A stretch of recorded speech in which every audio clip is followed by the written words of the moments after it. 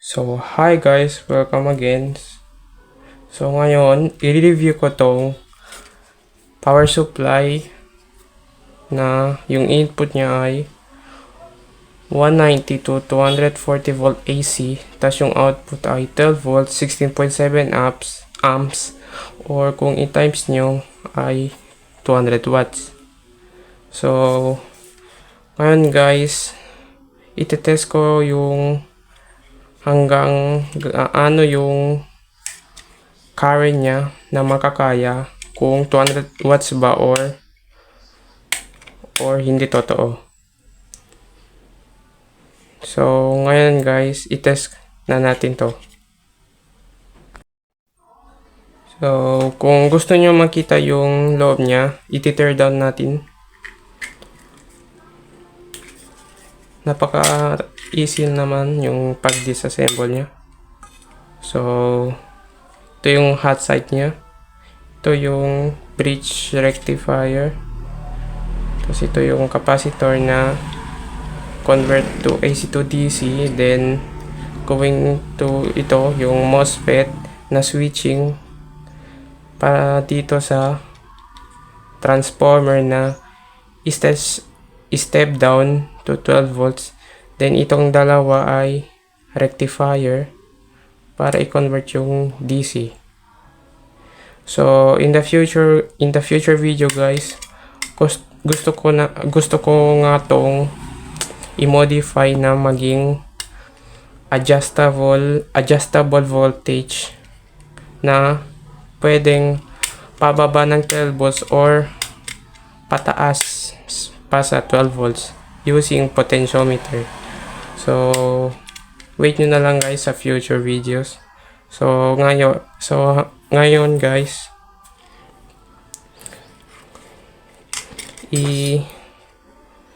i-review na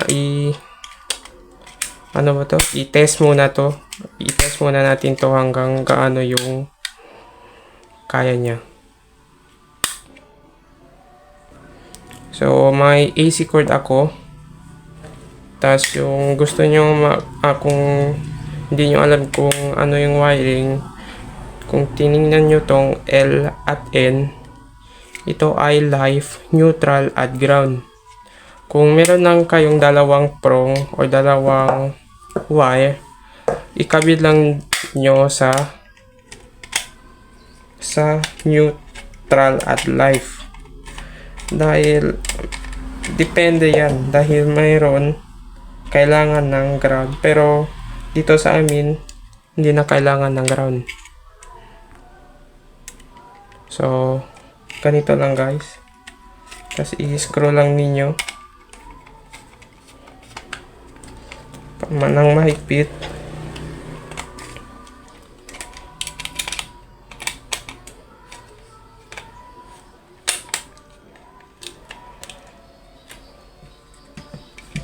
So ito na siya guys, yung input side, then ito yung output side. So ito nga guys, ito yung ginawa ko sa previous video na watt meter. Tapos i-test natin yung wattage niya. So ipa-plug natin muna to sa 220 at 230.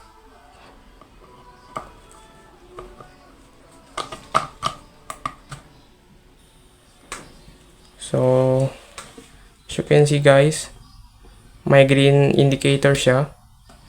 So i-test natin kung 12 volts yung output niya. So ito yung multimeter ko.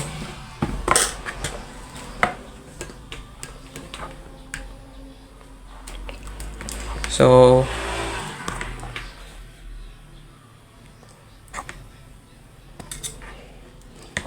negative at positive. Ito, tingnan natin muna yung output niya. So 12.16 siya guys. So 12 volts naman. So ngayon guys, iloload natin to kung hanggang anong yung watch niya.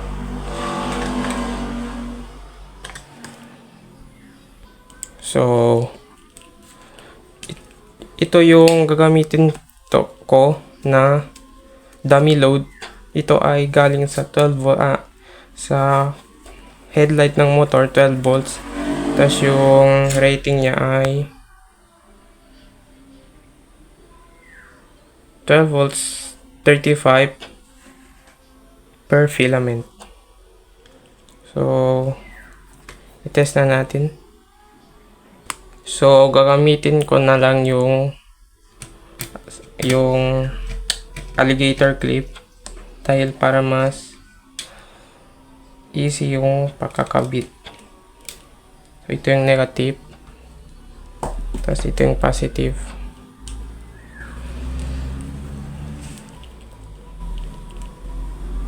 So, ito na siya guys.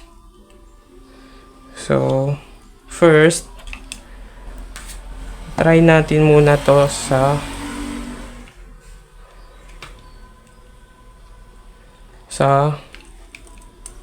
ito.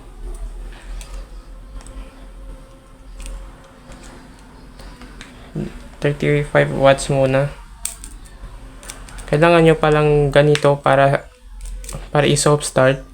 Kung hindi, mablibling magpro-protection to na nag-indicate siya parang short. So ito.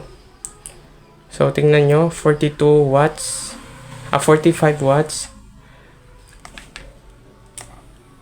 So hindi natin dapat tumagal dahil na-overheat na yung ating bulb. Tingnan nyo. Gaano, dahil napakalakas niya. And as you can see guys, 35 watts yung output niya. Then, yung indicate ay 35 watts. Dahil tinest ko to, yung efficiency niya ay parang ay like 87%. And napakababa yung efficiency niya. Pero guys, pang LED lang naman to yung supply. Pero kaya naman niya. So try natin sa dalawang 35 watts.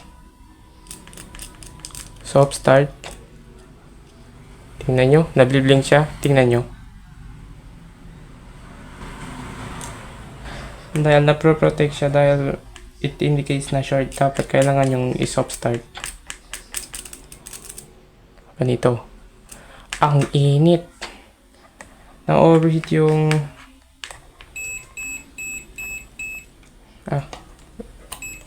na-overheat yung clip dahil ganito lang. Tingnan nyo.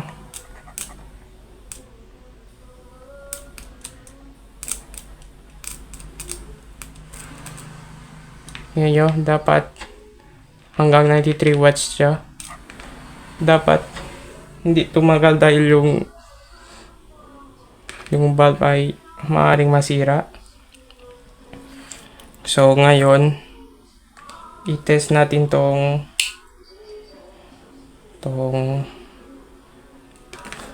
ceramic resistor na 10 watts 3 ohms. So ipaparallel ko tong para hanggang maging 100 watts.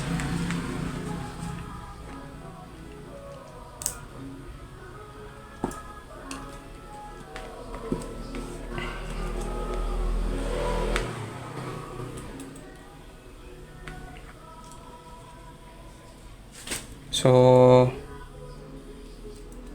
ito siya, 57 watts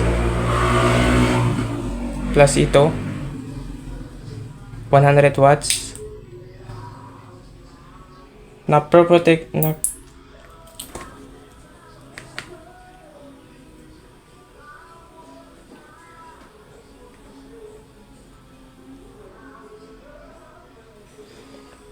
na-overheat yung resistor niya guys. Dahil 10 watts lang ito, tapos 57 yung output. Nakarak yung ceramic. So, gagawin natin to sa mabilisan.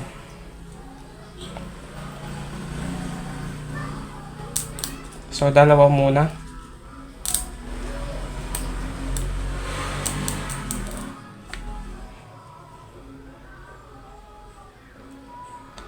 Tingnan nyo guys. Navo-voltage drop siya. That means hanggang 90 watts lang talaga yung kaya niya. Hindi niya kayang hanggang 200. So, hindi siya totoo. Hanggang 100 watts lang niya siya guys. So, I'm disappointed. Pero okay lang naman guys dahil cheap lang naman to. Like 300 plus. Dahil yung nakita ko sa iba like 8 amps lang ay siya ay nasa 400 pesos. So dito lang tayo guys. Sana ma-like nyo yung video ko, and sa future i-modify ko to, gagawin ko tong adjustable na power supply na pwedeng mas mababa pa sa 3 volts or hanggang sa 36 volts. So hanggang dito lang tayo guys, bye.